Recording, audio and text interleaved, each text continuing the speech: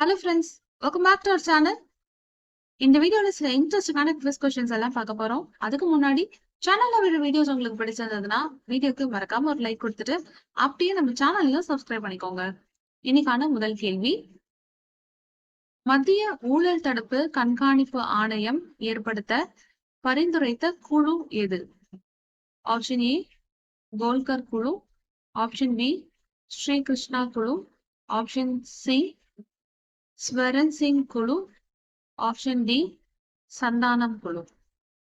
மத்திய ஊழல் தடுப்பு கண்காணிப்பு ஆணையம் ஏற்படுத்த பரிந்துரைத்த குழு எது? சரியான பதில் ஆப்ஷன் டி சந்தானம் குழு. இரண்டாவது கேள்வி,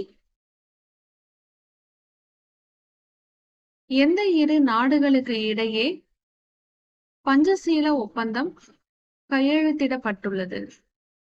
ஆப்ஷன் ஏ இந்தியா மற்றும் பாகிஸ்தான், ஆப்ஷன் பி இந்தியா மற்றும் நேபாள், ஆப்ஷன் சி இந்தியா மற்றும் ஸ்ரீலங்கா, ஆப்ஷன் டி இந்தியா மற்றும் சீனா.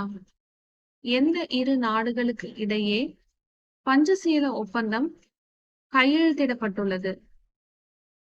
சரியான பதில் ஆப்ஷன் டி இந்தியா மற்றும் சீனா. அடுத்த கேள்வி,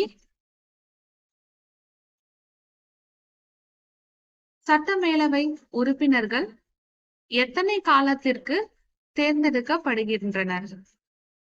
ஆப்ஷன் ஏ 5 ஆண்டுகள், ஆப்ஷன் பி 7 ஆண்டுகள், ஆப்ஷன் சி 6 ஆண்டுகள், ஆப்ஷன் டி 8 ஆண்டுகள். சட்டமேலவை உறுப்பினர்கள் எத்தனை காலத்திற்கு தேர்ந்தெடுக்கப்படுகின்றனர்? சரியான பதில் 6 ஆண்டுகள். இன்னைக்கான கடைசி கேள்வி,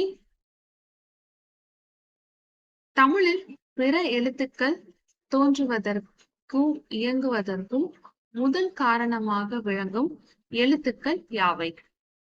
ஆப்ஷன் ஏ முதல் எழுத்து, ஆப்ஷன் பி சார்பு எழுத்து, ஆப்ஷன் சி மெய் எழுத்து, ஆப்ஷன் டி உயிர் எழுத்து.